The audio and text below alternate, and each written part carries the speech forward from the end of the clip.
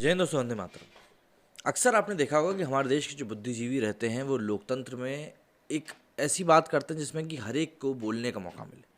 जाहिर सी बात है, ये बात सही भी है, लेकिन आप किसी हत्यारे को बोलने का मौका एक पब्लिक मंच पर तो दे नहीं सकते। जाहिर सी बात है, वो कोर्ट में अपनी बात कहे तो ज़्यादा सही रहेगा। ऐसे में इस समय कश्मीर फाइल्स के सामने आने के बाद से कई सारे ऐसे पुराने पन्ने हैं जो कि लगातार पलटे जा रहे हैं और कई सारे लोगों के नाम सामने आ रहे हैं। नाम सामने आ रहे हैं तो उनसे जुड़े हुए वीडियोज़ भी पुराने सामने आ रहे हैं। ऐसे में यासिन मलिक, जो कि जम्मू कश्मीर लिबरेशन फ्रंट का ही नेता था, अलगाववादी था, उसका एक वीडियो सामने आया है और आप मानेंगे नहीं ये वीडियो कौन से मंच का है। ये वीडियो है इंडिया टुडे के मंच का। जी हाँ, इंडिया टुडे जो कि भारत का एक काफ़ी बड़ा मीडिया हाउस है। आज की हम बात को छोड़ भी दें तो ये उस समय तो काफ़ी बड़ा हुआ करता था और उस मंच पर यासिन मलिक के साथ प्रीति जिंटा और आनंद महिंद्रा सरी के लोग भी शामिल थे और कई बार तो उसको जस्टिफाई भी करते हुए देखे थे। यासिन मलिक जो बिट्टा का किरदार है कश्मीर फाइल्स में, वो यासिन मलिक से ही प्रेरित बताया जा रहा है। तो अब ऐसे में मतलब ऑन रिकॉर्ड जो बंदा हत्या करने की बात को कबूल कर चुका हो, कन्फेस कर चुका हो, उसको आप ऐसे पब्लिक मंच दें तो फिर कहाँ से कहाँ तक जायज़ होता है। भले ही वो ये कह रहा हो कि भैया अब हम हिंसा को छोड़ चुके हैं। अरे मतलब 99 चूहे खाकर बिल्ली हज को चली, तो वही बात होगी। समझते हैं क्या कुछ हुआ था तब और क्या कुछ कहा गया था उस कॉन्क्लेव में। द कश्मीर फाइल्स फिल्म के रिलीज के बाद एक बार फिर से कश्मीरी पंडितों के साथ घाटी में हुई बर्बरता के बारे में चर्चा जगह जगह शुरू हो गई। इसी बीच उन नामों का भी खुलासा हो रहा है जिनके हाथ कश्मीरी पंडितों के खून से रंगे हुए हैं। JKLF का यासिन मलिक उनमें से एक है जिसने ऑन टीवी एक बार कश्मीरी पंडित की हत्या को स्वीकारा था, लेकिन फिर भी इंडिया टुडे ने साल 2008 के कॉन्क्लेव में उसे यूथ आइकन बनाकर पेश किया था। समझ सकते हैं आप, यूथ आइकन। दिलचस्प बात यहाँ पर यह है कि तमाम विवादों के बाद इंडिया टुडे के कॉन्क्लेव में यासिन मलिक को बुलाया गया और उसका परिचय देते हुए आनंद महिंद्रा ने उसके कुकर्मों को जस्टिफाई करने का प्रयास किया था। महिंद्रा ने यासिन को लेकर कहा था कि यासिन मलिक जम्मू कश्मीर लिबरेशन फ्रंट का अध्यक्ष है।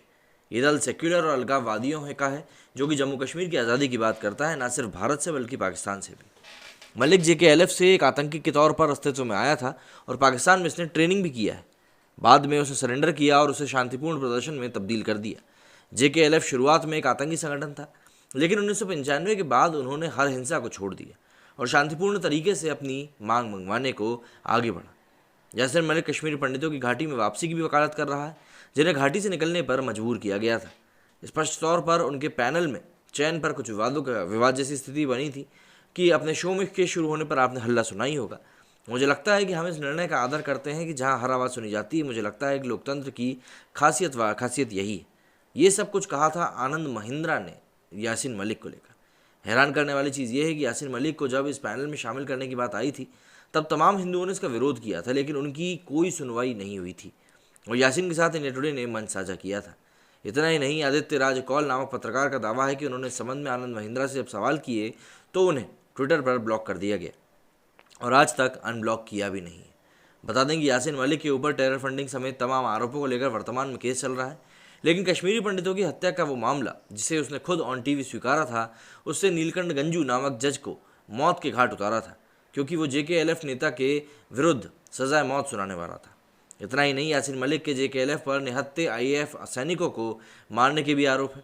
नीलकंठ गंजू के पोते अनमोल ने तो साल 2019 में यासिन मलिक को सार्वजनिक तौर पर फंदे पर लटकाने की मांग करी थी। इसके अलावा उन्होंने यासिन मलिक को कांग्रेस की मनमोहन सरकार से मिले समर्थन पर भी सवाल खड़े किए थे। आदित्य राज कौल द्वारा साझा किए गए वीडियो में पूर्व PM मनमोहन सिंह को उनसे हाथ मिलाते हुए भी देखा जा सकता है। जाहिर सी बात है, ये चीज़ें अपने आप में काफ़ी कड़वी हैं। और लेकिन ये कि यासिन मलिक जैसे अलगाववादियों को समर्थन देने वाली कांग्रेस ने हाल ही में द कश्मीर फाइल्स फिल्म के जरिए दिखाए गए सच से लोगों को भ्रमित करने के लिए अपने ट्वीट में सारा इल्ज़ाम तत्कालीन राज्यपाल जगमोहन पर लगाया है और दावा किया है कि कश्मीर पंडितों का पलायन उनके कारण शुरू हुआ था। हालांकि हकीकत कहती है कि अगर उस दौर में जगमोहन हस्तक्षेप नहीं करते तो शायद हिंदुओं के मारे जाने की तादाद और भी ज़्यादा होती। लेकिन बात फिर से वही घूम फिर कर आ जाती है कि जब तक हम लोग इन चीज़ों को लेकर खुलकर नहीं बोलेंगे, एड्रेस नहीं करेंगे, तब तक तो ये चीज़ें यूं ही बदस्तूर जारी रहेंगी। जाहिर सी बात है और इसको लेकर कोई दो राय भी नहीं है। मतलब आप सोचिए ज़रा कि यासिन मलिक जैसे इंसान को आप स्टेज प्रोवाइड कर रहे हैं। अलगाववादी नेता, पहले आतंकवादी तो था ना। ठीक है, मेरे स्टूडियो में फिलहाल इतना ही। जय हिंद, जय भारत।